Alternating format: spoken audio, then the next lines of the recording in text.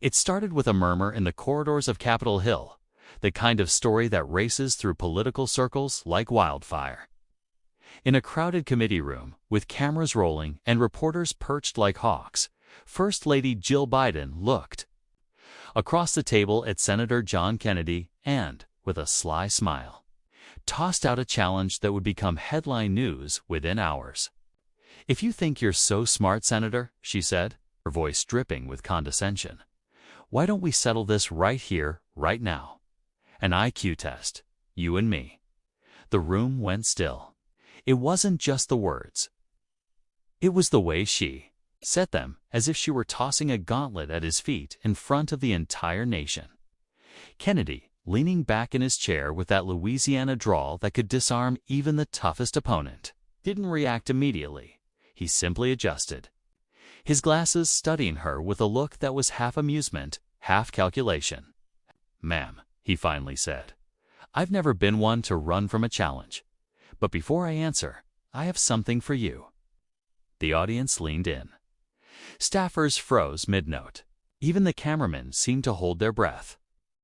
Kennedy reached into his worn leather briefcase, the one that looked as though it had been through 100 political battles, and pulled out a single sealed envelope. The paper was thick, cream-colored, with an official wax seal pressed into the flap. Without another word, he laid it on the table, sliding it toward her. "Go ahead, ma'am. Open it," he said quietly. Jill hesitated, then broke the seal. Inside was a neatly typed letter on White House stationery. From decades ago. The date read 1978. The signature at the bottom was unmistakable.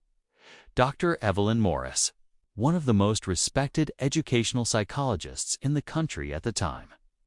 The letter was addressed to John Neely Kennedy, student at Vanderbilt University, congratulating him for achieving one of the highest recorded IQ scores in the state, a score so exceptional that it had been submitted to a national research archive. The air in the room shifted. Jill's confident smirk faltered as she read on. The letter spoke not only of Kennedy's intellect, but of his ability to combine logical reasoning with empathy and practical leadership, a rare trait in political life.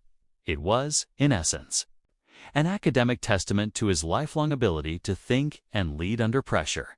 Kennedy let her finish reading before leaning forward. "Ma'am," he said softly, "I don't need to take a test today. I took mine 47 years ago, and I've been proving it every day since. But I'll tell you what, I'm more interested in how a person uses their God-given gifts than in the number on a page.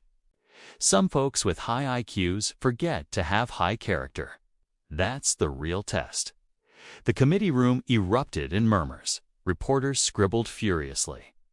Jill closed the letter slowly, clearly rattled but unable to respond without losing face. Kennedy wasn't gloating. His tone was calm, almost fatherly, as if he were speaking to a student who'd just learned a hard lesson. What happened after that moment became the stuff of political folklore. The exchange spread online like lightning. Clips replayed millions of times. But the part most people remembered wasn't the IQ score or the decades-old letter. It was Kennedy's parting words as he gathered his papers and prepared to leave. "Intelligence is a gift," he said, looking at the cameras, "but wisdom is a choice. And wisdom starts with humility." The room fell silent again. Jill Biden didn't respond, at least not in public.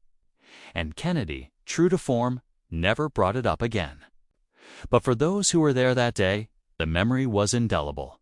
A reminder that sometimes the smartest move isn't proving you're the smartest person in the room, but showing you understand what intelligence is for. In the weeks that followed, letters poured into Kennedy's office from across the country. Students, teachers, veterans, and even political opponents wrote to say they'd been moved by the moment. One teacher from Kansas wrote, "My class watched it together. They learned more about character in 36 seconds than I could have taught them in a year." Kennedy read every single one, and though he never spoke of that day again, There was a quiet satisfaction in knowing he'd done more than win a challenge. He'd turned it into a lesson for the nation. Because, in the end, it wasn't about an IQ test. It was about a truth as old as the Republic itself. Brains can win arguments, but character wins hearts.